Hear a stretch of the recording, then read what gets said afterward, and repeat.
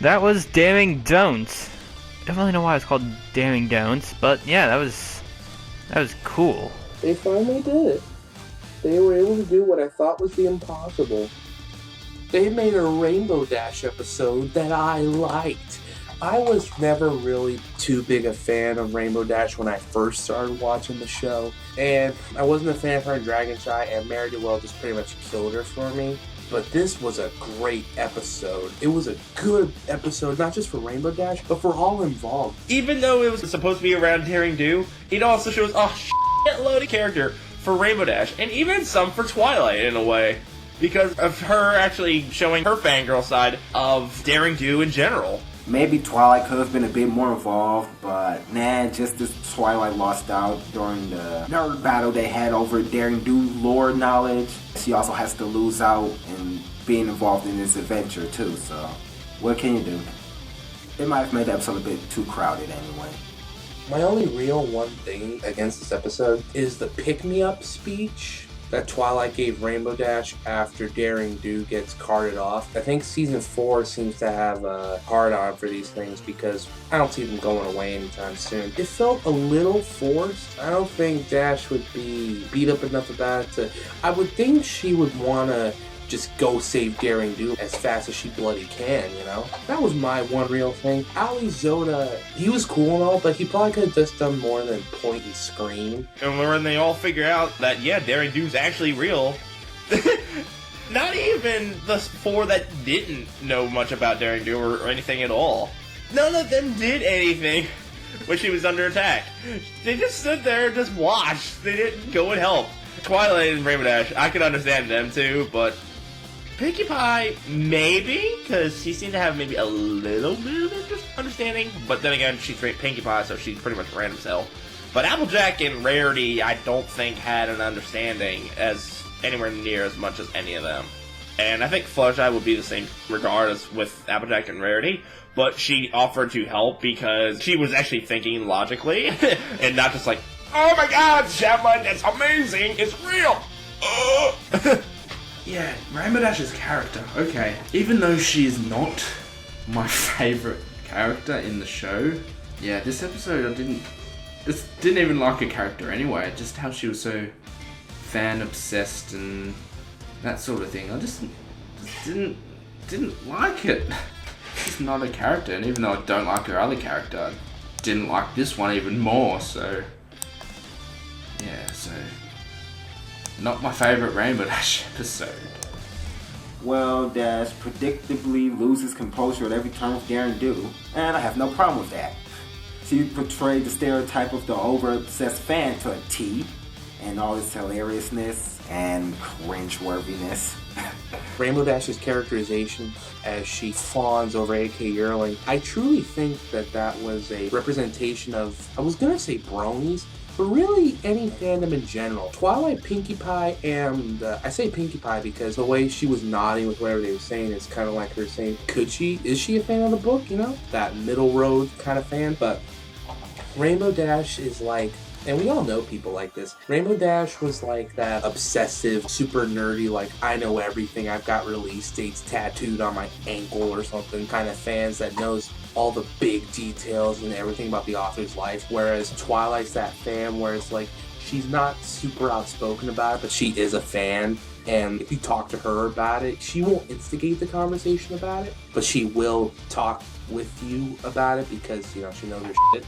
We've seen Rainbow Dash be a fangirl before, but I love how it was so, because, I mean, to anybody that's met somebody that they look up to or inspire to, there's always that feeling of, oh god, don't mess up, oh, be cool, but oh, I can't. But, you know, and it was cool to see her be like that, because I'm pretty sure a lot of us have been there. And of course the lesson with that is very true. With these celebrities that we look up to are, you know, they're just normal people. Don't think of any less of yourself, just go up there, look them in the eye, and introduce yourself, and everything's gonna be fine. Hopefully.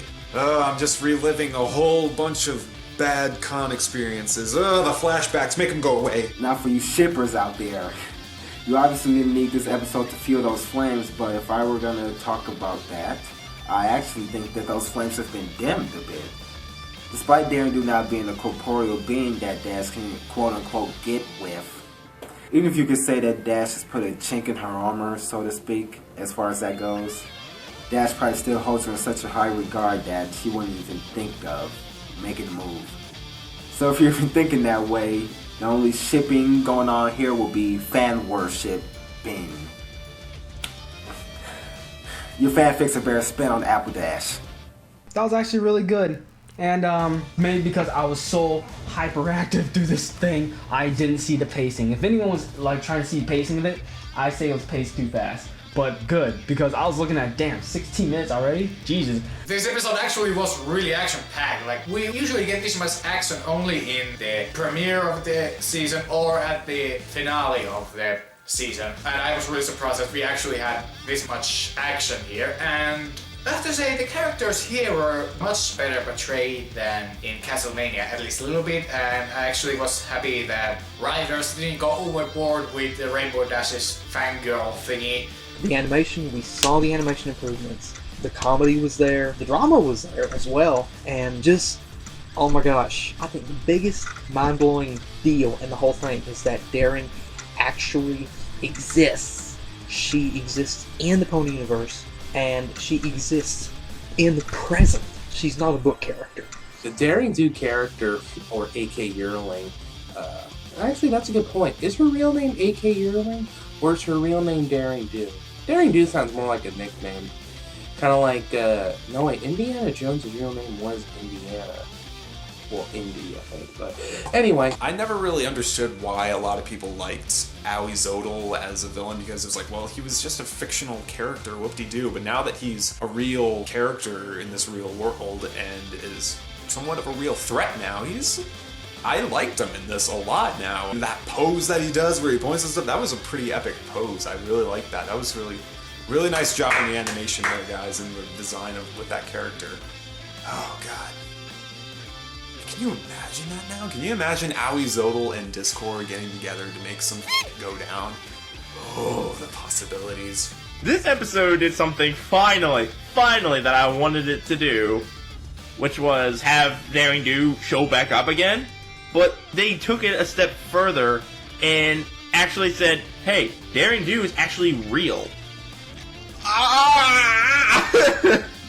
Oh my god, that's fucking amazing. So now Daring Do is like Harry Potter, Indiana Jones, with a little bit of Lemony Snicket's Series of Unfortunate Events or Spider-Rick Chronicles with its little fourth wall breaking down real life things, but that's just awesome. Since I'm still a few days behind, I tried to avoid spoilers, but people were having a poll on whether they preferred the character being fictional or real.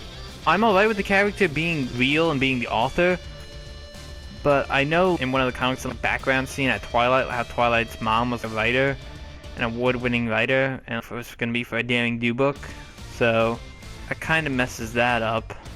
I guess my only gripe is, why would you write a story about your adventures, your dangerous adventures no less, but not change anything around? Because I mean, what if your villains got a hold of one of your books and all of a sudden was like, oh, this publisher wrote this adventure and everything is exactly as it is. We need to find this A.K. Yearling and track her down because she might know where Daring Do is. But, whatever. The voice actor for Daring Do, iffy. Could use a little bit of tweaking. But that's just me, I don't know.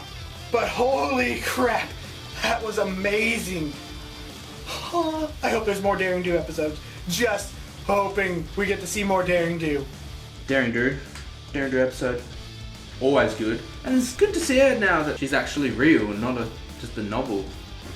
So that way we might even see her even more. So that should make Daring Do fans, including myself, really happy.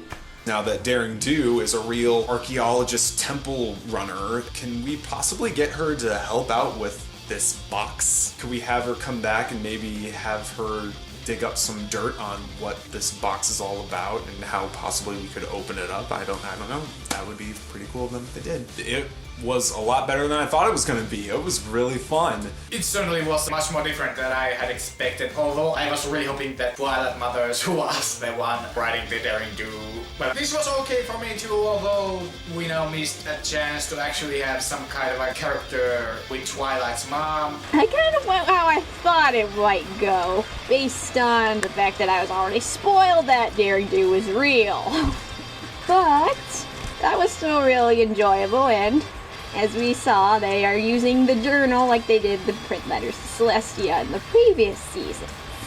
I guess it's kind of keeping with this tradition of having a main, of having like a main moral that they actually say, but then another one. So it's like they're talking about, you should put your trust in someone else, but you should also try to avoid fangasming too much over people that you think are cool. I don't really think that's something I've personally ever experienced, but it is true. It can be true. It's like, sometimes it feels like you'll never be as... You know what? Now I think about it, yeah, I have measured up. It's like sometimes I feel like, oh, I can't quite measure up to the other artists, but I still do have my own skills. Even though I'm not the best artist on DA, I know that I still have my own talent. The moral/friendship report. I went to go listen to it again, and I realized that Dash kind of made her sound as arrogant as ever, kind of skimming over her own screw-ups, making herself seem more, well, cool. But that's exactly what she would do. As annoying as her arrogance can be, you gotta remember that it's still a part of who she is, and no amount of friendship reports is gonna change that. So yeah, you're just gonna have to deal with that. I really need to get some new glasses already. So yeah, I like the double moral.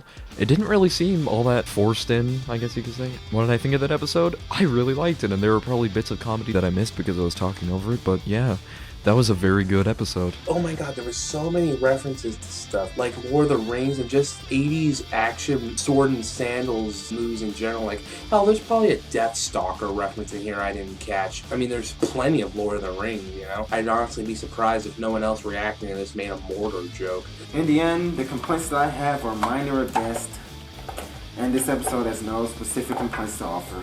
Again, another fairly decent good episode. This keeps getting better and better. It wasn't as laugh out loud hilarious as Castlemania, but it was good. It was good.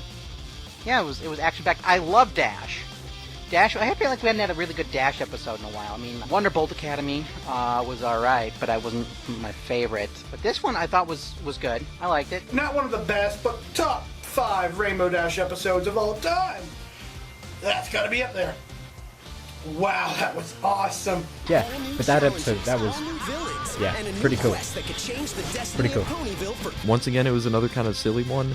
I mean, a lot was on the line, but it was more for comedy's sake than anything else. So, yeah, I liked it. It was good fun. And I think this is going to be one of those episodes you're going to want to remember as much as Dash knows about Daring Do. Overall, that was a fun adventure episode. Still waiting for a song. 4 whole episodes and no songs. Season 4 is keeping us waiting, but anyway, that was a fun episode. And yeah, I guess, well, wait until next week. Yeah, I got really nothing else to say about it. It was just a good episode, and it was fun, and I was expecting that Dash was going to get her key, but I guess not. Other than that, I got nothing to say. So I've got to get out of here. I got to get somewhere far away real fast, so I'm going to go climb in a refrigerator and nuke it. So, adios.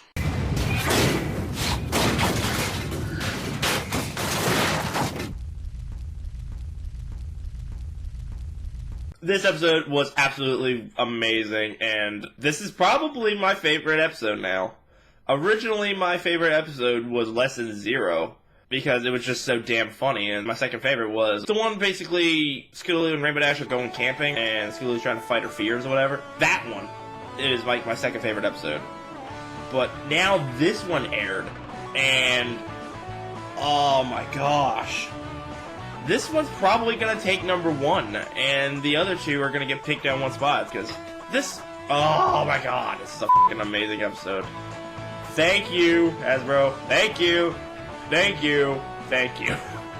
Thank you for making this. This was amazing. I loved it. Can't wait for next week. Me, anyway. You people that like watching these reaction videos have got to wait another, like, 4. So, fly to the finish. Cutie Mark Crusaders episode, Scootaloo episode. Yes, I'm keen. No spoilers. See you then. Stick around for episode 5's reaction, and hopefully I'll see you guys there. Till next time, see you guys later. And if you guys didn't get to read my shirt earlier, see, patience. Good things come to those who wait. Dash did wait, and she got a book with herself in it. Having her come back and look for the keys to what unlocks what's in the box.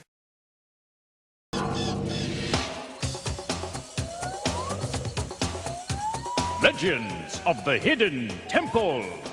The Red Jaguar. The Blue Barracudas. The Green Monkeys. The Orange Iguanas. The Purple Parrots. Or the Silver Snakes.